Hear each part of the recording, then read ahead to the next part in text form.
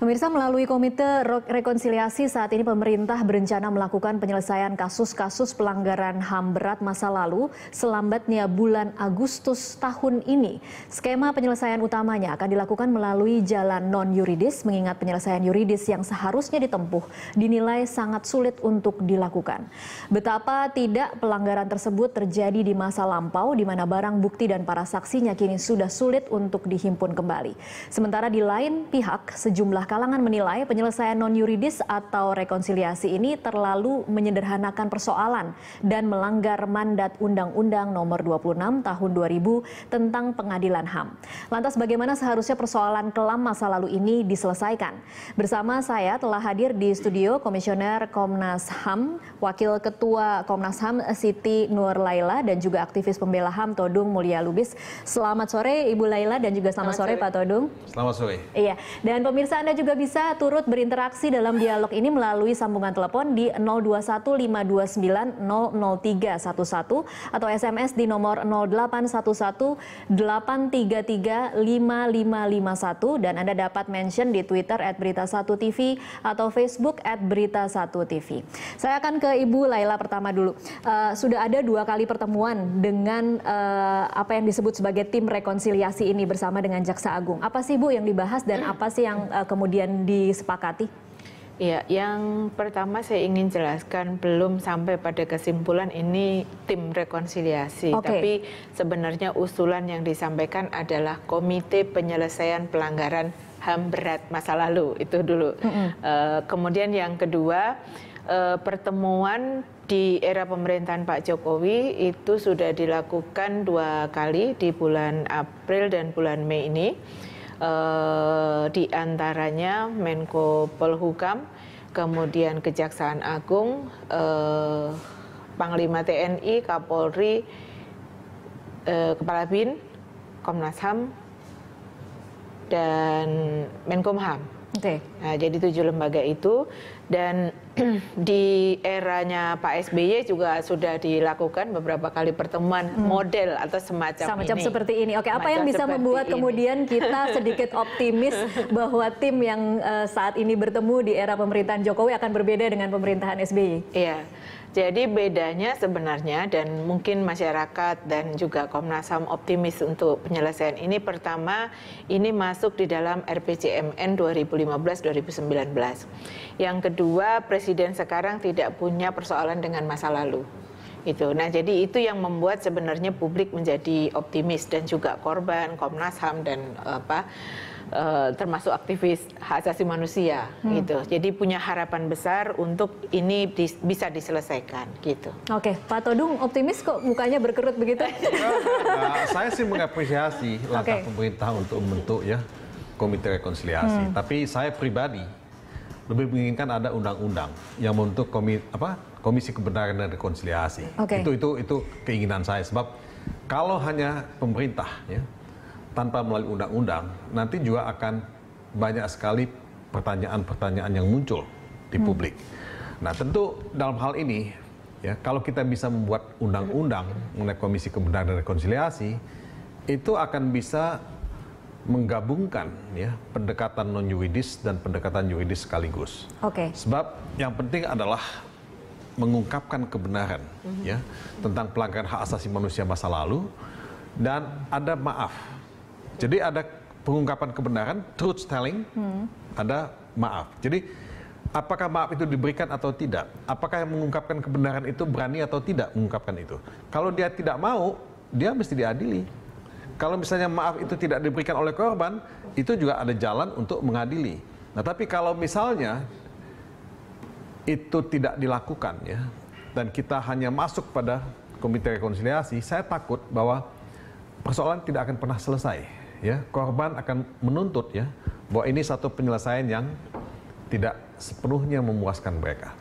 Tapi wacana mengenai undang-undang itu kan sudah lama juga nih Pak Todung. Bisakah kita kemudian berharap ini kan harus melalui pintu politik lagi, berarti harus masuk ke DPR lagi begitu? Memang saya sadar bahwa membuat undang-undang itu tidak mudah. Tapi kalau kita melihat kemarin pemilihan umum, pemilihan presiden, isu ini kan muncul kembali.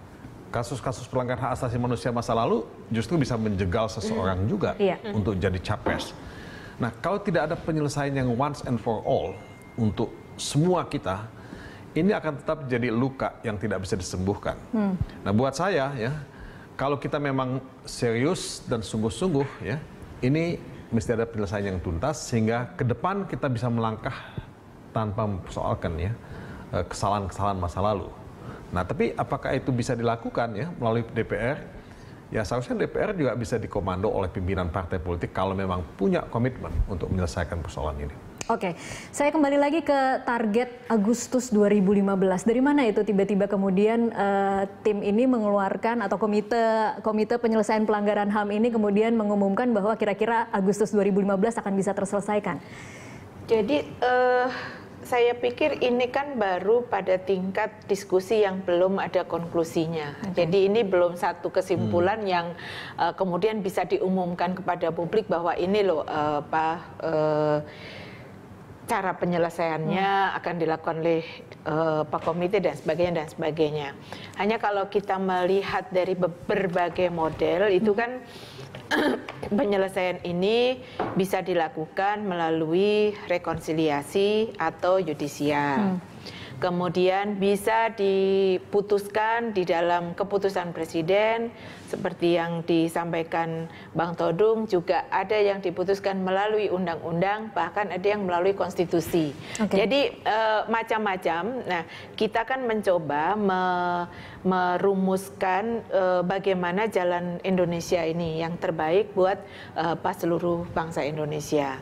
Nah, ini yang sesungguhnya belum bisa disimpulkan apapun juga. Ini kan baru mengumpulkan berbagai ide.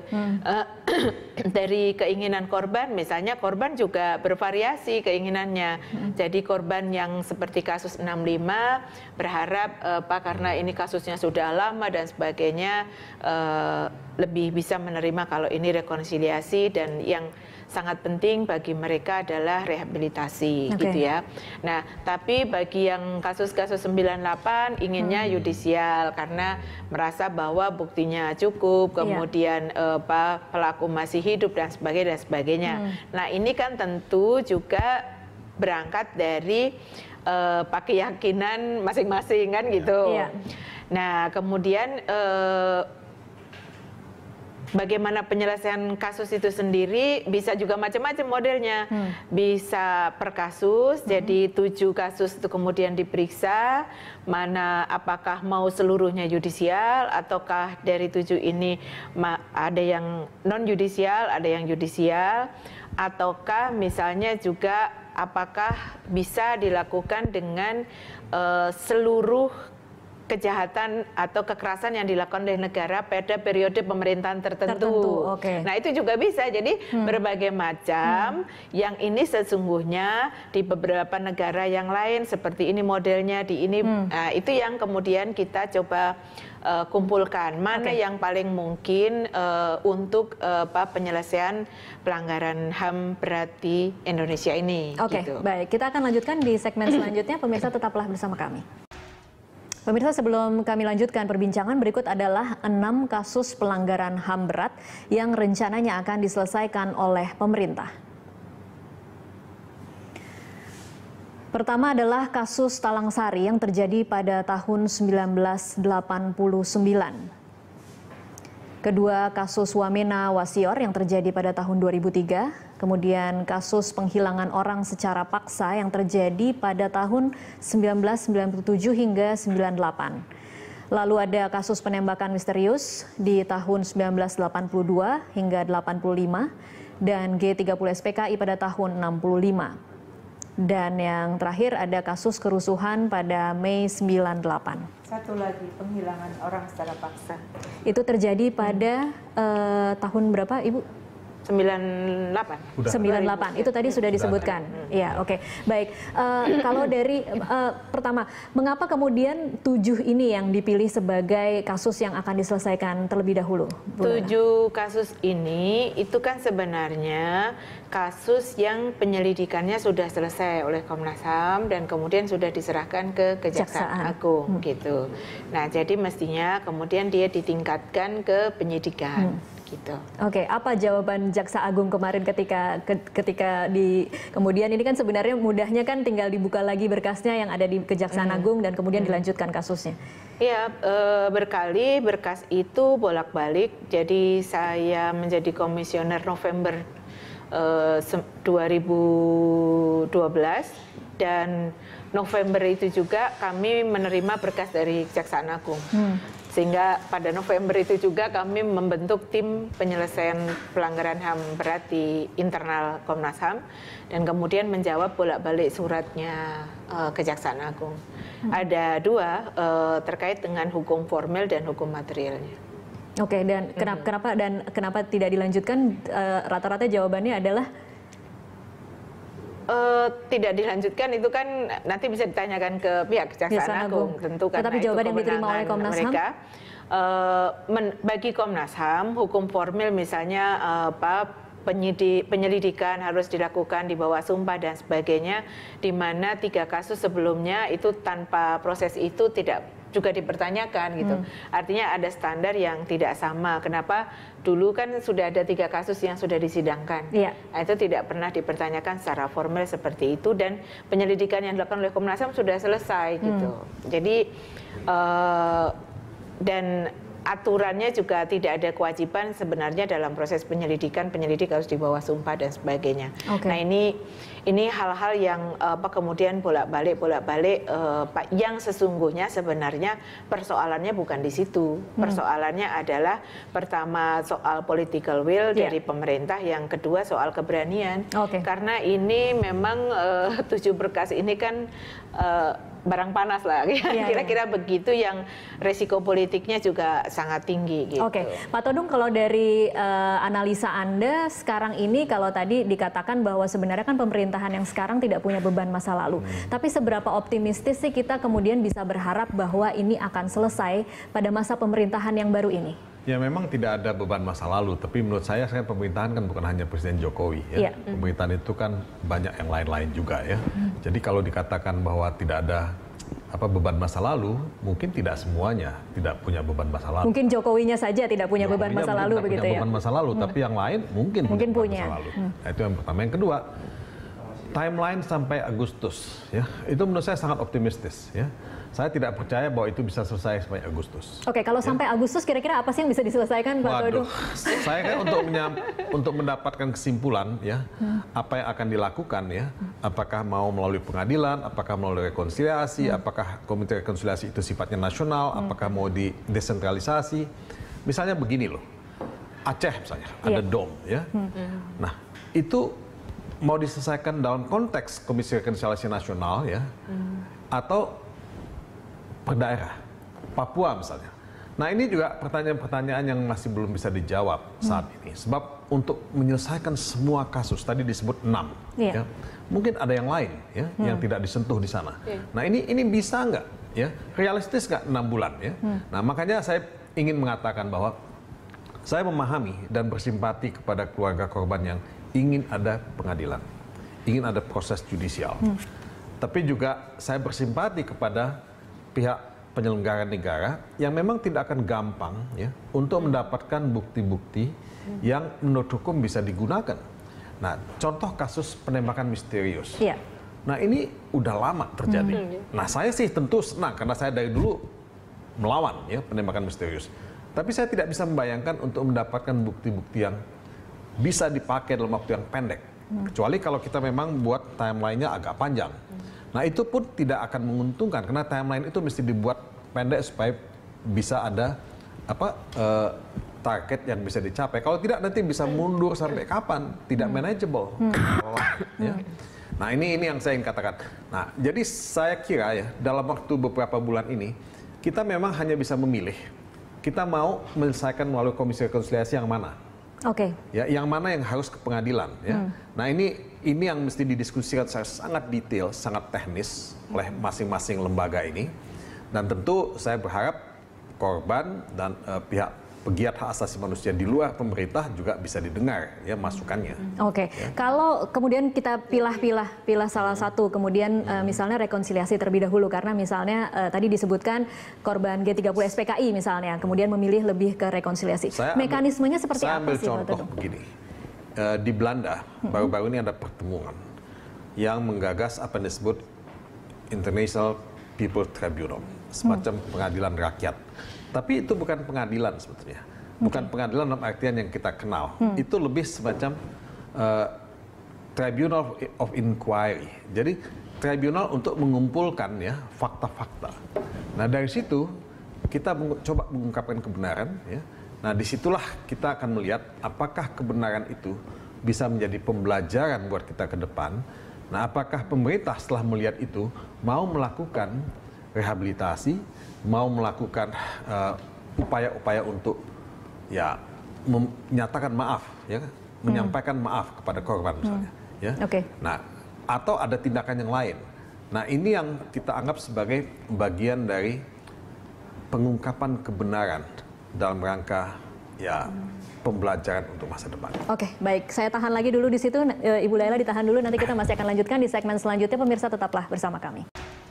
Pemirsa, kita lanjutkan perbincangan. Saya kembali ke Ibu Laila. Ibu Laila, kalau memang kemudian rekonsiliasi yang memang disepakati atau memang lebih diinginkan oleh keluarga korban dan akan dilakukan oleh pemerintah, mekanismenya akan seperti apa? Ya, jadi rekonsiliasi itu dilakukan juga dengan syarat gitu ya, juga dengan syarat. Jadi bukan korban dan pelaku duduk bersama kemudian saling bermaafan, tapi ada syarat yang kemudian secara masyarakat internasional pun juga akan bisa menerima dengan mekanisme ini. Jadi baik mekanisme yudisial maupun rekonsiliasi itu kan harus ada menjadi bagian dari masyarakat internasional juga bisa menerima itu. Nah, untuk rekonsiliasi sendiri itu kan harus ada syaratnya, ada pengungkapan kebenaran atas peristiwa yang terjadi. Kemudian yang kedua ada pengakuan terhadap korban bahwa memang betul mereka adalah korban. Ada permohonan maaf dari kepala negara kepada korban dan keluarganya. Ada jaminan ketidakberulangan. Kemudian ada pemulihan bagi korban dan keluarganya. Jadi ini bagian dari rekonsiliasi yang harus dipersiapkan.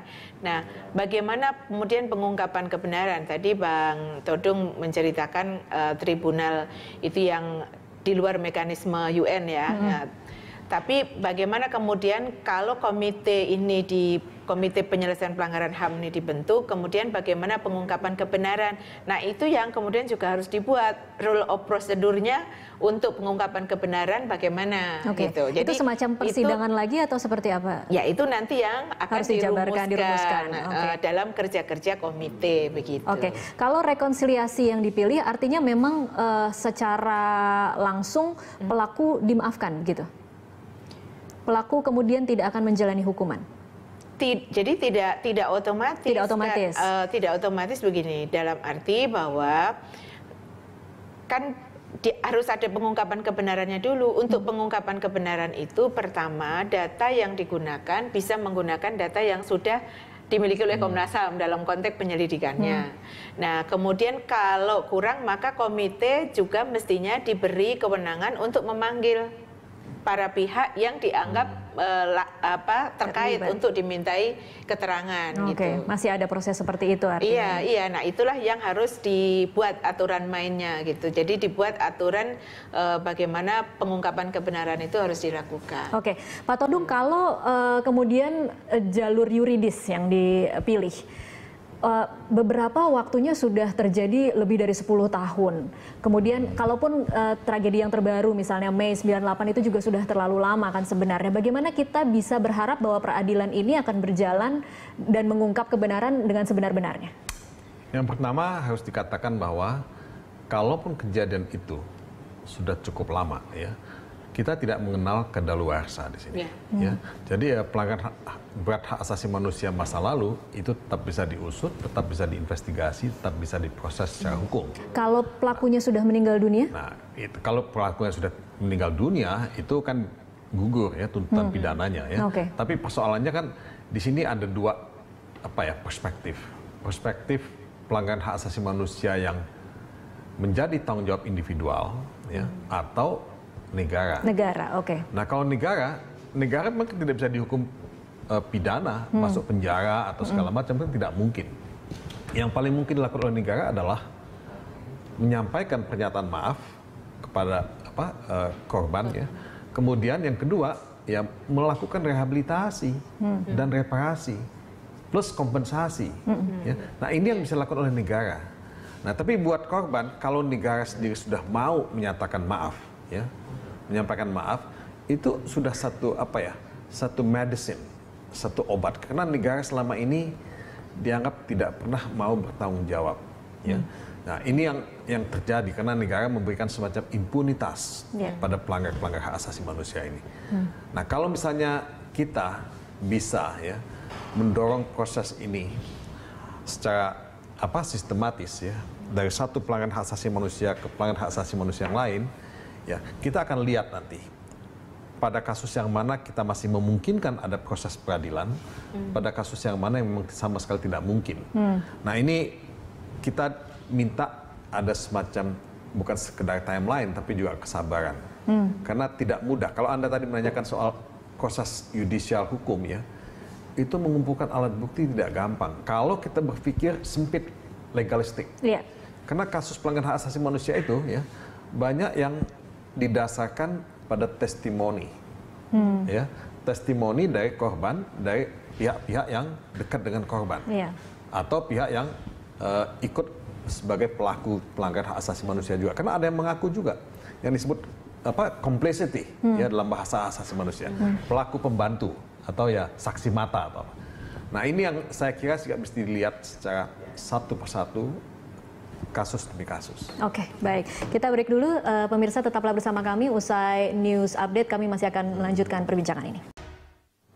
Pemirsa, terima kasih Anda masih terus menyaksikan Prime Time Talk. Kita masih membahas bagaimana pemerintah saat ini sedang berencana untuk menyelesaikan kasus-kasus pelanggaran HAM yang terjadi di masa lalu. Saya sudah memiliki penelpon yang bergabung bersama kami. Saat ini ada Pak Gusman dari Riau. Selamat malam Pak Gusman. Selamat malam. Iya, silakan Pak Gusman. Halo? Iya, silakan Pak Gusman dengan komentar atau pertanyaannya. Ya. Selamat malam. Malam. Ya, kita menyesali terjadinya pelanggaran HAM berat ini.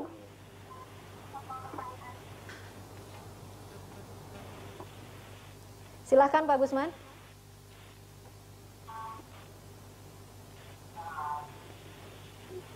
Halo Pak Gusman.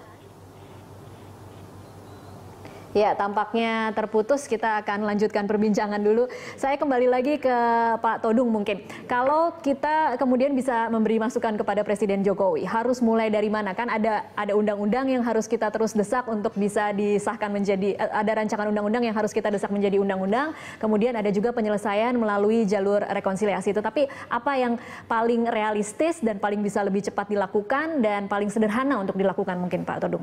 Ya, kalau saya sih melihat rekonsiliasi itu juga mesti melalui undang-undang. Ya. Tapi saya tahu bahwa itu tidak mudah. Karena DPR itu punya banyak sekali kepentingan politik yang belum tentu semuanya setuju dengan penyelesaian ini. Nah, oleh sebab itu yang paling simple adalah mengikuti rekomendasi dari Komnas HAM sendiri. Ya. Nah, itu kan sudah ada disampaikan pada Kejaksaan Agung. Nah, Kejaksaan Agung selalu berdalih bahwa ini kan tidak pro justisia, ya. Jadi tidak punya daya ikat hukum. Ya. Kalau mau melakukan investigasi, penyelidikan atau penyidikan mesti pro justisia. Nah, ini dianggap pra justisia. Nah, tapi jadikan itu sebagai bukti awal atau sebagai dokumen investigasi awal untuk menindaklanjuti itu. Nah, mungkin Kejaksaan Agung tidak bisa menindaklanjuti semuanya. Tapi beberapa yang dia bisa tindak lanjuti sebagai goodwill, sebagai good faith, ya, itikat baik kepada publik, pada korban. Nah, itu aja ditindaklanjuti. Tapi kalau memang misalnya sangat tidak mungkin, ya, tadi kita ngomong soal kasus penembakan misterius. Kalau tidak gampang mendapatkan bukti-buktinya, mulai dengan yang bisa ada bukti-buktinya, lebih gampang didapatkan. Nah, peristiwa Trisakti 1, Trisakti 2, Semanggi, itu bisa dilakukan menurut saya. Ya, itu belum lama terjadi. Nah, kalau tahun 65, ya, tahun Petrus itu udah cukup lama. Ya, mulai aja dong sekarang. Semanggi, ya, Trisakti 1, Trisakti 2, ya, atau Paniai misalnya, ya kan? Kalau mau, ya. Nah, itu bisa dilakukan, itu doable menurut saya. Doable, oke. Mbak Bu Laila, kalau Trisakti 1, Trisakti 2, Semanggi 1, Semanggi 2 dianggap berkasnya mungkin lebih lengkap, ada saksinya, ada bukti-bukti, sudah ada di Kejaksaan Agung. Sebenarnya apa sih yang terjadi selama ini? Apalagi alasan Kejaksaan Agung kenapa kasus ini kemudian tidak naik? Kalau pertanyaannya itu sama sebenarnya pada jawaban yang tadi itu, di formil dan material, gitu. Jadi itu kan 7 berkas itu, jadi nggak satu berkas, pasti 7 berkas itu dibalikin dengan petunjuk jaksa ini secara hukum formilnya, materialnya ini gitu. Nah, itu yang kemudian kami kembalikan, gitu. Nah, sebenarnya dari beberapa negara, kalau kita lihat itu rekonsiliasi yang dilakukan itu ada yang menggunakan undang-undang, ada yang menggunakan keputusan presiden, gitu. Nah, memang kalau undang-undang kan kemudian tanggung jawabnya renteng, gitu kan, presiden, legislatif, lebih gitu, rata dipikulnya, ya. Cuman memang prosesnya jauh lebih panjang. Nah, kalau di dalam RPJMN itu komite ad hoc. Ya, komite ad hoc yang langsung bertanggung jawab kepada presiden, gitu. Nah, enaknya sebenarnya kalau sudah di dalam RPJMN itu kan dia harus dipertanggungjawabkan nanti di 5 tahunan kan, gitu. Nah, itu yang kalau itu tidak dilaksanakan maka akan dituntut pertanggungjawabannya, gitu. Jadi kalau menurut Anda sebenarnya kalau melalui jalur yuridis memang agak berat untuk 7 kasus ini. Sebenarnya baik yudisial maupun non yudisial itu dimungkinkan saja dua-duanya, gitu. Nah, cuman kan memang tadi terkait dengan soal karena proses pembuktian ini sudah lama dan sebagainya. Nah, itu kan ada pertimbangan tersendiri. Termasuk juga kan kalau proses yudisial kan menggunakan Undang-Undang 26 tahun 2000. Kalau non yudisial kan harapannya menggunakan langkah, jadi menggunakan putusan Mahkamah Konstitusi yang dulu membatalkan Undang-Undang KKR. Nah, jadi di dalam putusan Mahkamah Konstitusi itu bahwa presiden diperbolehkan membuat langkah politik. Nah, itu yang untuk penyelesaian pelanggaran HAM. Seberapa realistis atau seberapa bisa kita berharap bahwa Presiden Jokowi akan mengeluarkan kepres yang akan kemudian menjadi payung hukum, Ibu Laila? Ya, kalau kemarin kemudian dari rapat itu kalau dilihat pada RPJMN-nya dan kemudian dijalankan, ya itu durasi waktunya 2015-2019 gitu. Bisa dilakukan di tahun mana saja, Kalau membaca itu, dan itu adalah komite ad hoc gitu, dan keputusannya adalah keputusan presiden langsung bertanggung jawab kepada presiden gitu. Sekarang pertanyaannya mungkin artinya mau undang-undang maupun keputusan presiden itu sama bisa digunakan sebagai dasar hukum untuk penyelesaian pelanggaran. Sekarang mungkin pertanyaannya Pak Todung, apa yang bisa membuat pemerintah lebih memprioritaskan ini ketika mereka punya berbagai PR lainnya dalam 5 tahun, mengapa yang ini harus dibereskan? Sebetulnya ini kan utang pemerintah sejak dulu, bukan saja pemerintahan Jokowi, tapi sebelumnya dan sebelumnya. Udah usia remaja nih, 17 tahun. Jadi sudah 17 tahun kemarin reformasi. Jadi utang ini kalau nggak dibayar, bunganya nambah. Bunga itu dampaknya apa sih Pak Todung? Nah, bunga ini dampaknya adalah distrust, ya, ketidakpercayaan. Nah, kalau kita memang ingin, ya, membangun nation yang tidak ada luka-lukanya ya. Nah ini mesti diselesaikan. Luka ini kan nggak akan pernah bisa sembuh, akan semakin ya tidak bisa disembuhkan kalau tidak diselesaikan. Jadi ini secara filosofis kita bisa sebut seperti itu. Ya. Jadi kenapa ini mesti diselesaikan? Padahal banyak persoalan-persoalan yang lain. Ya. Nah persoalan yang lain ini lebih banyak juga yang sifatnya mungkin jangka pendek. Ya. Itu betul-betul harus diselesaikan. Tapi ini kan jangka panjang yang sudah sejak dulu menjadi hutang. Ya. Nah bangsa ini akan tidak mungkin ya bisa memulihkan sense of belonging, kebersamaannya sebagai bangsa, kalau persoalan pelanggaran hak asasi manusia berat ini tidak bisa diselesaikan. Dan kos yang harus dibayar itu mahal tidak sih ketika pemerintah ingin membayar hutang? Kalau ini kita kemudian berfilosofi ini hutang ada bunga, kosnya itu sebenarnya mahal tidak sih Pak Todung ketika harus melakukan permintaan maaf tetapi diikuti dengan serangkaian persyaratan rekonsiliasi lainnya? Ya akan sangat mahal ya, akan sangat mahal dalam artian bahwa cohesiveness kita ya, kebersamaan ya, soliditas kita sebagai bangsa itu akan terusik terus. Nah, kunci dari demokrasi adalah pelanggaran hak asasi manusia, adalah penghormatan terhadap hak asasi manusia. Ya, kunci dari peradaban manusia ya, itu juga adalah rasa hormat terhadap hak asasi manusia. Nah, kalau kita tidak memenuhi ini ya, memang kita akan selalu menjadi bangsa yang dianggap ya punya beban sejarah. Nah beban sejarah inilah yang menurut saya tidak harus kita bayar. Oke, kalau kita penuhi, apa jaminannya bahwa di masa mendatang ini tidak akan selalu menjadi sesuatu yang diungkit-ungkit ketika misalnya pemilihan presiden akan selalu ada seperti itu? Apa jaminannya, Ibu Laila? Ya jaminannya tuh nggak ada. Memang tidak ada jaminannya. Nggak ada jaminannya, tapi bahwa bagaimana penyelesaian ini betul-betul dilakukan secara komprehensif, nah itu menjadi penting dan menjadi bagian dari berikutnya kemudian tidak akan dipertanyakan lagi gitu.